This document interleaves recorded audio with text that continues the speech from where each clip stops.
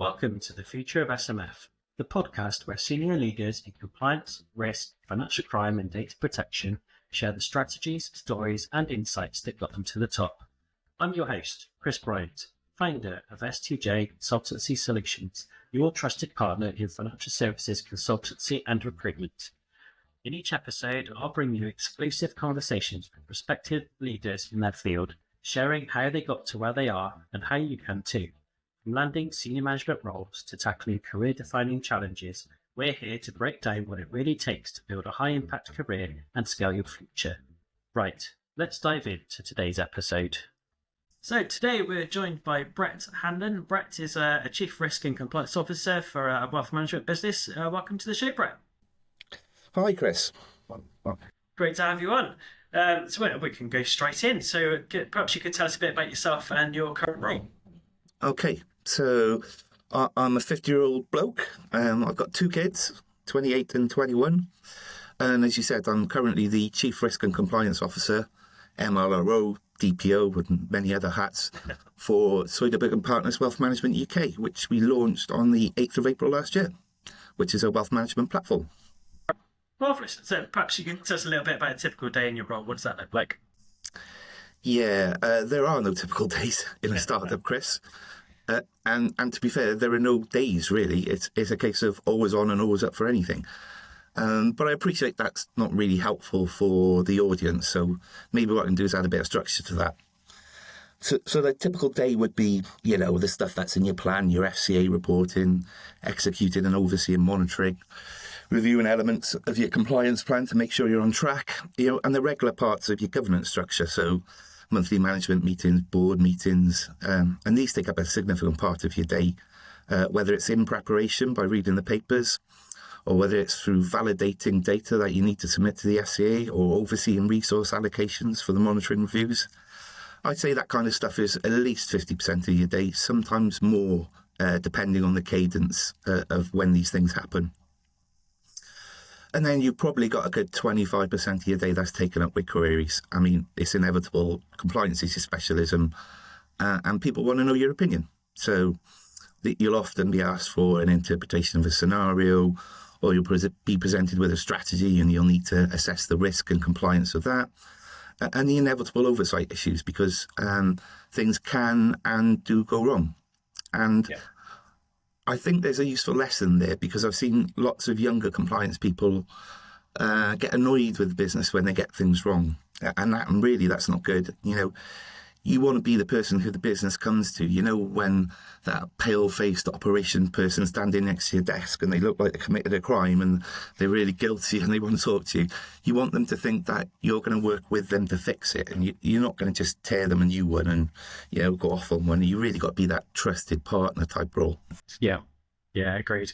We have multiple hats to wear, don't we? And one of them is that kind of arm around the shoulder and the priest element of it, rather than just being the policeman, right? Oh, 100% for sure. And who knows how the rest of your time goes, to be honest with you.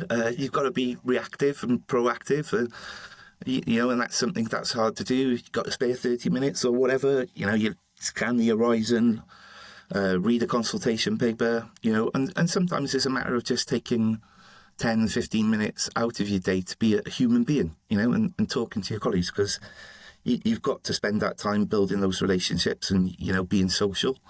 I think it's always been about productive use of time. So, if you've got to spare 15 minutes, by all means, in inverted commas, waste it if you want to by having a chat and a little bit of a laugh and a giggle.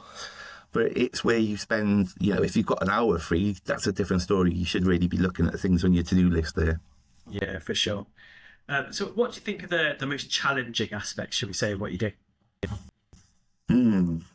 So for me, it's about balancing the resources and time of the company and its managers with actually meeting compliance. So we're a startup company, so as all startups are, we're limited in resource, and we've got a lot to do, and we're all wearing lots of different hats. So you've got to balance that time very carefully, and also you need to be. And I'll probably come on to this point later on. You've got to be proportionate in how you interpret regulations. Yeah, not the black and white ones. That goes without saying, but the ones where you can add a bit of value judgment to. That can be quite a challenge sometimes. Yeah, for sure. I think it's sort of circling back to what you said a few minutes ago, but I think balancing the needs of the business. I think compliance has become a very different beast to what it was when I first started, and I think we're a kind of a new breed, if you like, in inverted commas. We're getting a lot more strategic in our approach and a lot more involved in the business rather than just being there to kind of say no to everything at the end, right? When things already dead late to the planning.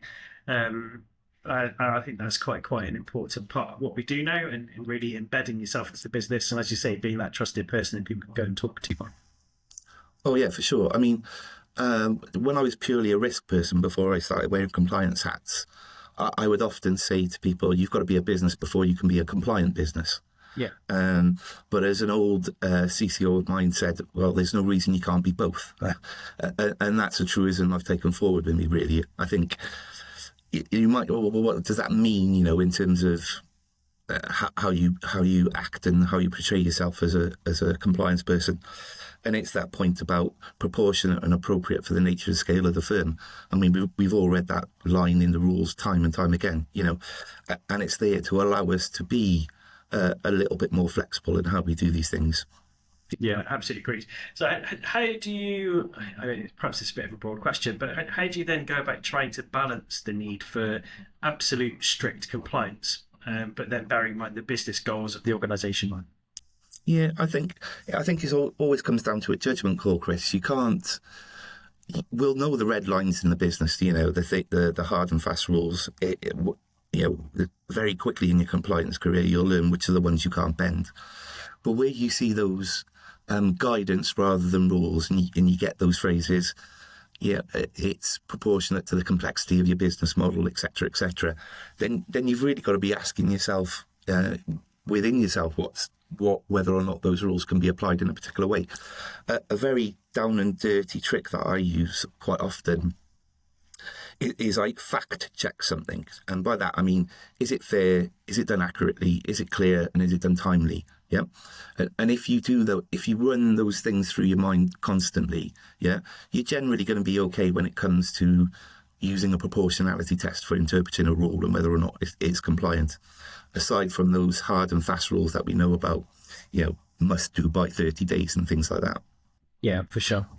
That's great. That's a really nice overview. Thank you for that, Brett. So let's move on around your sort of career journey and what that's kind of like. So if we backpedal right to the very beginning, one of my favourite questions is as a child, what did you want to be when you grew up? Well, I wanted to be an Air Force pilot, to be perfectly honest.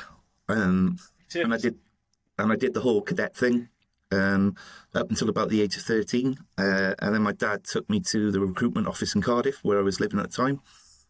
And they took one look at my glasses and they said, nope, no chance for you, mate. But you can be an engineer. And I thought, no, that's not what I want to do. And that's when I dropped out of that kind of thinking and ended up being a bass guitar player in rock bands for the next 10, 15 years. So that was an interesting time in my life. We travelled around a bit. That's quite a change in direction, isn't it? Well, if you can't get what you want, you may as well look for something different, I say. Yeah, absolutely. So what took you into the world of rock? To be perfectly honest, that's I'm a child of my generation, so Seattle sound, grunge, all that kind of thing. Yeah. And I just thought it was really cool. And my friends were all playing guitar or drums, and I thought, nobody's playing bass. And I've got quite chunky hands, so I thought, well, I'll give bass a go. And actually, it's a really good instrument to learn to play. I mean, for anyone who's interested, and we're probably going off topic a bit here, it's all about what you don't do as well as what you do, if that makes sense. So you've got to understand space and distance. So it's a really interesting instrument to learn, and it's easy to get relatively competent on it, but it's really hard to get brilliant on it. Yeah, okay. So we've got potential for Air Force, switched to playing in rock bands for almost 15 years. Yeah, for about that, along with my school career, of course. So the obvious question: how did that translate into a career in financial services? Well, it didn't. So I did my GCSEs at A level. Yeah, I went to Aberystwyth to study pure mathematics. I dropped out of that after a year. Ended up getting married to the girl I was with at the time. That lasted about 6 months, and then we parted ways. And then I met my true better half, Mandy. So, and I met her while I was working at a catering firm. Okay. And Mandy fell pregnant and with my first child, and I had to take a good couple of weeks off because he was born prematurely. And it's cutthroat in the catering business. You know, when I went back, they were docking my pay for being off. They weren't being flexible with the holidays. I thought, I can't work like this. I've got to work somewhere professional. You know? Yeah. So I ended up ditching catering, which I'd done for a number of years at the management level. And I rocked up at Legal and General, which is there's a massive Legal and General office in Cardiff. Yeah. And I started on the phones. And I did 10 years there. I had many different roles, from reviewing and improving suitability letters, complaints manager, training manager, treating customers fairly manager, you name it, I did it. And then it was a financial crisis, so redundant, yeah, and needing to go back on the phones again. So I was off for about 6 months, and then I went to work for a company in the town over from Cardiff, Newport, where I worked for Target Loan Servicing, which were a very small company, and they were picking up some investment books, and I was back on the phone. But within a couple of weeks, they realised I probably knew more than any of them there about investments. So I ended up in the compliance team, and then eventually became the risk manager for Target Group. And I left there after probably 7 years following a PE investment. So it's grown from 100 to about 1,000 different people there, as an employee count. And I jumped over the Bristol Channel and I went to work for a platform business in Bath. And I did another 7 years there. And then there was another PE investment. I was looking at leaving there or semi-retiring. And I got a tap on the shoulder from my old chief operating officer. And he said, look, I'm doing this thing for Soderberg. Do you want to come and help me set it up? So I followed. He's a great bloke. So I've gone to work for him. And that's where I am today. So it's been at it for about 2 years now. It's going great guns. It's a really interesting place to work. And hopefully we'll achieve big things. And hopefully the equity I've got will pay off at some point. Oh, good luck to you. I think that's a really interesting journey, and a couple of great hurdles that you've had to overcome to get where you are. So perhaps slight change of direction. So what do you think were the biggest challenges facing our industry at the minute? Well, so it's got to be AI, no question. And specifically what I mean by that is large language models. So I'm not scared about computers becoming sentient and taking over the world, you know. That's the realm of science fiction as far as I'm concerned. But the ability of large language models to facilitate financial crime, money laundering, you know, to be able to create wholesale backstories for people, it terrifies me where that's going to go. And also, I don't like how it's being improperly used at the moment. So you've got non-compliance people and some less competent compliance people using the large language models to make and interpret rules and make risk-based decisions. And I've seen many people outsource decision-making to an LLM that doesn't really have the ability to make a judgment or make that proportionality call we mentioned earlier. Even to the extent where I've seen people manipulate the prompt that they would give the model until they finally get the answer that they were looking for in the first place, which has always been the case with Google. You could always find an answer if you Googled it hard enough. I just think when you're using an AI model or an LLM, it just makes it so much easier and it makes it sound so much more credible when it's presented through the Copilot or the ChatGPT, whatever your chosen poison is. Yeah, and so I suppose the roles are, let's say, changing slightly, but would you say that then creates a completely different set of risks? Yeah, for sure, 100%. And some of them are based around what I talked about in terms of, you know, outsourcing decision making. But I think for young compliance professionals, I think LLMs will gradually become a go-to for businesses to be able to make decisions around hard facts and rules. And they're likely also to, in my opinion, take over a lot of the monitoring. So, I see a lot of value in an AI model pointing out to me some anomalies, provided I've still got the competent user behind that being able to investigate those anomalies. Yeah. I mean, they're only as good as what you put in, right? Correct, yeah. Rubbish in, rubbish out. We've all heard that, haven't we? Yeah, absolutely, yeah. So, I mean, we've kind of skipped over a couple of my questions already. That was so good going. So, could you perhaps share a particularly memorable issue or project that you've had to do with? Well, the best one would be the one I'm working on now, to be honest with you. So, again, Soderberg and Partners is a multi-billion pound company in the Nordics. But it hasn't got a presence. It didn't have a presence in the UK until this project. So I jumped on board with Nick. We're starting from the ground up. So it's been interesting to build all the policies, create the frameworks, set the governance structures. You learn a lot. Going through the process of getting permissions and working with the FCA to get approval. Yep. It's quite a challenge, not something I'd done before. And I really value that project being on my CV, because now I can say, yep, took a business from nothing to authorization and making money, and it's a good business moving forward. I think that's a significant challenge. But I would encourage any younger compliance professional listening to this podcast to do as many projects as you can, because there's nothing that adds more value to your offering than if you've got a delivered project with measurable outcomes that you can actually see and prove to people that you can deliver on. I mean, that's really important, and when I semi-retire in a couple of years, it's going to be a fantastic thing for me to say, but launched a business, that's going to be invaluable credentials for my consultancy business. Yeah, absolutely. And of course, for anybody again who's listening, I mean, there's nothing that will teach you faster than having to learn on the job and get stuck in and kind of go through that learning curve, right? Oh, 100%. I suppose to riff off that slightly, I'd also say if you ever get the chance to work for an outsourcer, do so. So I told you before I worked for Target Loan Servicing for 7 years. Now that company outsourced to about 15 different large partners, big banks and financial institutions.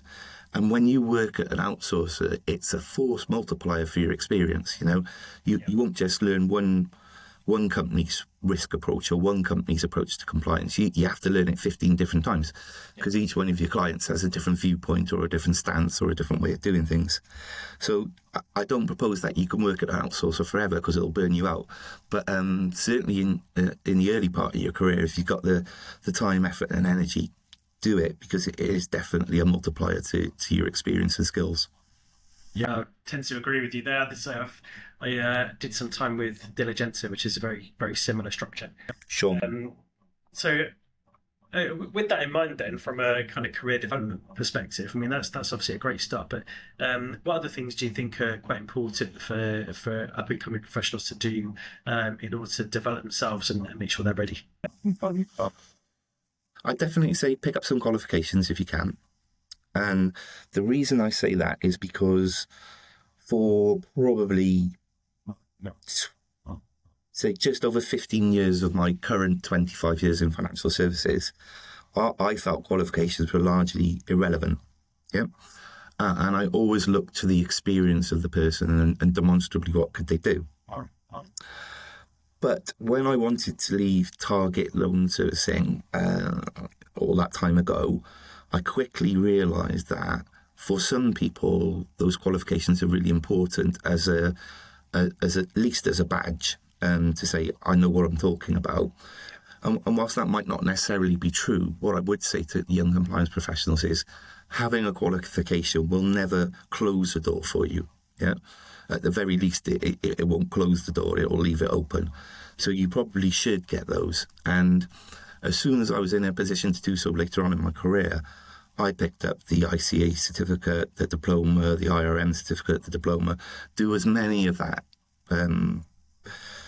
industry recognised qualification stuff as you can do, for sure. Yeah. And then, I mentioned it a few sentences ago about the projects. Get yourself involved in projects, whether or not they're directly compliance related or not. You can quite often demonstrate your commitment to being able to deliver and how you do that and the approaches you take by having these projects under your belt. I mean, one of the things that I did was I consulted with, on a pro bono basis, charity, with the Partnership Trust in Bath, which is a multi-academy trust that looks after schools for young children, and some of those schools also look after kids with special needs. And they needed some help professionalising their risk management approach. So I worked with them for about 2 years. They thought they'd get it done in 6 months, but I told them it's going to take at least 2 years, if not longer. And we got their risk management framework up and running to a standard that would be comparable to a financial services institution, which is a big change for almost like a quasi-governmental type approach from a trust. They're a very different world. Yeah. And that was really useful, and again, when I go consulting, when I semi-retire, that's going to be a fantastic thing that I'll be able to say to people, look, I helped them build a risk framework. I took them from a position of almost no knowledge about how things work to having this functioning and delivered across all of their academies. So it's different at different times in your life, what that project will look like. And it may be for a compliance person at the start of their career, it may be as simple as writing some scripts for call handlers that improve the compliance of the call centre that you're working for, or wherever you might be. So, but it's always about demonstrating that you've changed something and it can be measured. Yeah, no, that's all really good advice there. So, along similar lines then, so for up and coming compliance people, more from a kind of skills and attribute perspective, what would you say are the key things that people need to come? So you absolutely need to be able to think critically. There's nothing new in this world that hasn't been thought about before. So I would always encourage people, and it sounds a bit poncy, but I genuinely hold true to it, is go back to the ancient philosophers. If you look at some of the work that Socrates did on his position of ignorance, or Aristotle's idea of the golden mean, work through their thought experiments, have a read of their stuff, do it via a podcast if you need to. It's, I'm not precious about how you do it, but those kind of skills or approaches that you pick up from people like that and the way they think helps you tackle the compliance heavy world we work in with a bit of intellectual rigor. Because what you don't want to do, and I've said this about everyone who's ever worked with me or for me, I can stand behind you if you made a decision and it's wrong, but you thought about it. I can't stand behind you if you didn't even think about it. So you've got to go through a thought process. And those kind of learnings that you'll get from that kind of reading will help you. It's also good to understand how powerful your language is going to be as a compliance person. So there's a more recent philosopher called Wittgenstein who, well, at least in his first phase anyway, explains how important language is. And I'll give you an example of what I mean by this. So if as a compliance person you say, I've looked at that process and it needs strengthening, your audience will hear that process is weak. Yeah. But if you say, I've looked at that process and it needs enhancing, the audience will go, well, it's good enough, but it could be better. Now, there's a massive difference in those two statements, and one will be received very negatively and the other will be received quite positively. And that's the kind of language games you need to play with compliance sometimes. You need to contextualize it for your audience and put it in a way where you both win because you both understand. So talking to your CFO, use financial language, talk about financial loss or opportunity cost. Talking to a COO, talk about efficiency, and how much time and effort you can save.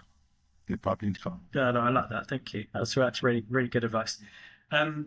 So on the sort of previous subject of progression and qualifications and things that go on in the industry. How do you look to stay updated with things that are changing and trends and practices, and how that kind of ebbs and flows? So, I mean, you've got to love your field, to be honest with you. So if you don't like compliance and risk, then you're going to struggle a little bit. But it's definitely a case of it's always good to go to the FCA handbook and to the publication section of the website and keep yourself abreast.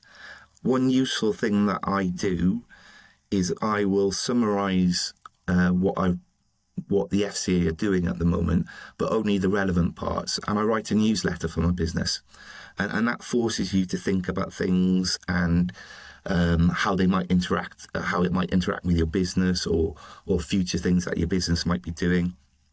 But be mindful not to just copy and paste. Take a view, understand what you're reading, and work out how it might impact people. The other thing is, broaden your mind with different ways of thinking. So there's a lot of content out there now, podcasts being one, Newsstack, various other forums and places for you to pick up learning from, which is always helpful. Stay away from TikTok, and of course, because you don't want to get involved in what those people say, because it's nonsense. But definitely do a bit of reading and research. I really like a guy called Rory Sutherland, who's an excellent marketing person. And you might think, why is compliance interested in marketing? Well, a lot of what we do in compliance is selling the value of what we do. And that guy's just opened my mind to how people understand things. So, that's a good thing to keep abreast of as well. Always keep your eyes open for that kind of thing. And get involved with trade bodies and networks. So, I was up in London for the Unconference, as they call it, 2 weeks ago, or a meeting with a load of my compliance colleagues. And that was really useful. Try and get on a trade body, part of TISA, which is like a group for tax incentivized savings. Yep. And any of those kind of bodies, build your network. That's definitely important. It was only yesterday I was phoning an old colleague because I didn't know the answer to a question and I knew he would, and having that person in a network is great. Yeah, absolutely great. So let's say we've got people, they've gone through their qualifications, they've got the academics, they've got all these things in a bit of a nutshell of what they need. From the other perspective, so let's say you're hiring people, for example. What things would you look for in those people to make them attractive as a prospect? Well, we mentioned the vocational qualifications, which I now recognise are quite important. And obviously, it does well to have a decent background in maths and science and English, at your GCSEs or whatever your qualifications are. I personally value any further learning in STEM or PPE, because I think that kind of broadens your minds, allows you to think critically in a scientific way. And not to degrade anybody with like media studies or various other qualifications like that. I just think it just helps with critical thinking if you've got that sort of rigorous background in your education qualifications. In terms of personal values, on a CV, if somebody can show demonstration of teamwork, be that sort sporting or social, playing a band, that's teamwork as far as I'm concerned. Being on a team, that's teamwork as far as I'm concerned. And because that's really valuable, when it comes to working in compliance, particularly if you're working in a small compliance team or a small business. If some of these larger companies, you can be quite introverted and be yourself if you are that way inclined. But in a smaller business, you've really got to be part of the team and you've got to pull together. So I think that's good. It's great to see some charity work on people's CV. And that's not tokenism. If I think someone's genuinely sacrificing some of their personal time or resources or energy to help others, I think that's a qualification. That in and of itself is a characteristic that's worthy of merit and note. And I suppose I would echo back to my previous point about if you can demonstrate, if there's demonstrable project delivery stuff, so stuff that can be measured and you can tell that someone's actually delivered on it. That's always good. Oh, that's brilliant. Thank you. Excellent. So, is there anything else from your perspective that you'd like to share with the listeners who may be interested in breaking into compliance? So, one of the things I often say to compliance colleagues is, and this is true of any role actually, don't present a problem to your stakeholder without having at least 2 or 3 solutions in your back pocket. There's nothing worse than rocking up to somebody and giving them a problem and not having an answer. Yeah. Great. You got to keep abreast of changes, as we talked about, and in compliance, it sometimes feels counterintuitive, but you've really got to know the business processes. So if you don't, get on the shop floor, get down with the ops guys, get out on the road with the sales guys, really understand their processes, particularly you in the early part of your career, because that'll allow you to make some very sensible decisions as you get older and you get more senior, and your role progresses. The other thing I say as a manager to any of the people who've ever worked for me, there's 3 rules that I have, and anybody who's ever worked for me will be able to tell you this because I bash on about it all the time. So I say never be knowingly late or underprepared. Yeah. So if you're going somewhere, make sure you're prepared and don't be late. Yeah. Well, the second rule is be accurate or be wrong. Yeah. So if you're not going to be accurate, don't bother because you may as well be wrong. And the last rule is ABC, which is assume nothing, believe no one, check everything. Yeah. So those are the 3 rules for working for Brett that I've always instilled in the guys and beneath me and the guys I work with. Oh my God. That's brilliant. I love that. It's really good acronyms there too. Ones to remember. So that is a wrap for today's episode. So a really huge thank you to you for sharing your journey and your insights and experience. I'm really sure that there are plenty of nuggets of information there that the listeners will find really useful. So thank you so much for giving up your time. There's one further thing I'd like to add, Kris, if I may, and it's probably the most important thing I could tell anybody ever in any particular role, right? Which is get yourself a mentor. Yeah. I've had, like I said, those philosophers I mentioned before tell you to practice until it becomes your nature. And that's how you become excellent. And it's a golden ticket if you get a mentor. I can list many, many people through my life. So from Karen Reese, who taught me how to be fair, Simon Cartledge, who taught me how to be accurate, Terry Baxter taught me the value of context is king. The guy I'm with at the moment, Nick, he taught me the value of working with people you can trust to deliver. And even now at a CRCO level, I personally have a mentor. And Emma works for Admiral, and she's a fantastic mentor. She sees things slightly different to me, but the value I get from working with her is just immeasurable. And you also get that value if you mentor somebody else as well. So I'd recommend doing that. So mentorship will do your career an amazing amount of legwork in terms of your learning, your progression, and sometimes it also opens doors for you. Yeah.